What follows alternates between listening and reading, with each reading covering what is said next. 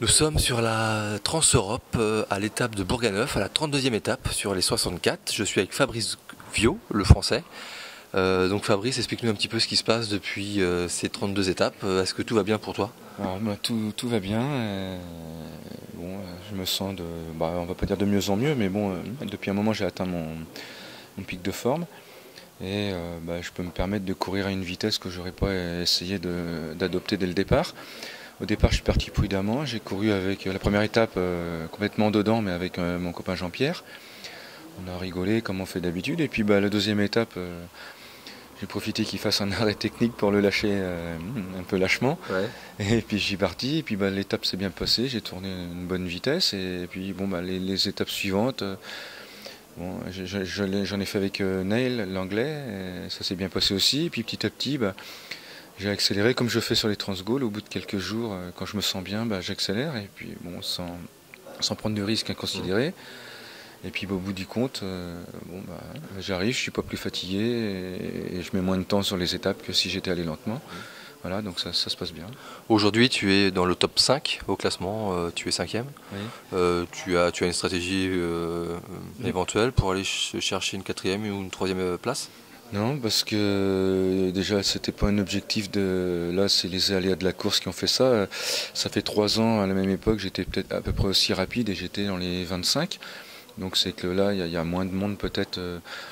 Il y a moins de monde sur la course qui va plus vite que moi, mais là c'est les aléas, l'abandon de Stéphane et puis de Marcus, puis quelques gars qui ont abandonné plus tôt, ça fait que je suis 5e, mais c'était pas, c'est pas un but recherché, et puis je vais pas aller m'amuser à chercher celui qui est devant, qui a 10 heures d'avance, et puis les autres, ça serait impossible de toute façon, pour moi d'aller chercher. Même avec la meilleure jambe du monde, même un Kenyan, je serais incapable d'aller les chercher, je pense. Ouais. Aujourd'hui, là, tu es sur c'est ta deuxième fois que tu viens sur une Trans-Europe. Est-ce que tu la gères différemment par rapport à ce que tu as fait c'était en 2009, je crois, la dernière fois que tu l'as fait. Est-ce que tu l'as préparé ou tu la gères différemment? Non, j'ai rien changé dans la préparation sportive. À part que j'ai un peu plus d'expérience sur les 24 heures et j'ai des transgaules en plus. La seule différence, c'est que là j'ai pris de la gelée royale et tout un tas de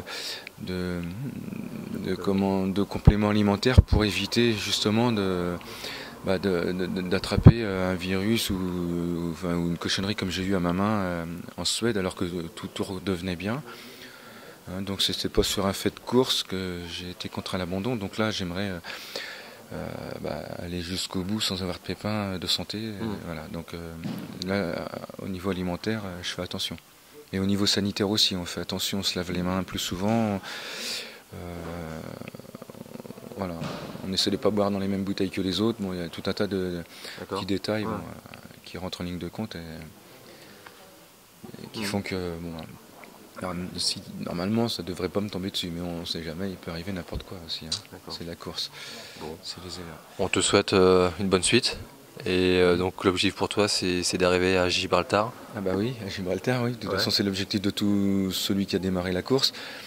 Après, tu parlais du classement, je prendrai ce qu'il y a à prendre, mais je vais pas m'amuser. C'est prioritaire. Voilà, mais même si je me prends au jeu d'essayer de ne pas me faire rattraper par celui qui me suit, mais c'est comme ça, moi je suis... J'aime bien jouer aussi, je suis un peu joueur, mais je ne vais pas jouer toute la mise et puis tout perdre. Non, je gère. Okay. Voilà. Merci à toi et bonne soirée alors.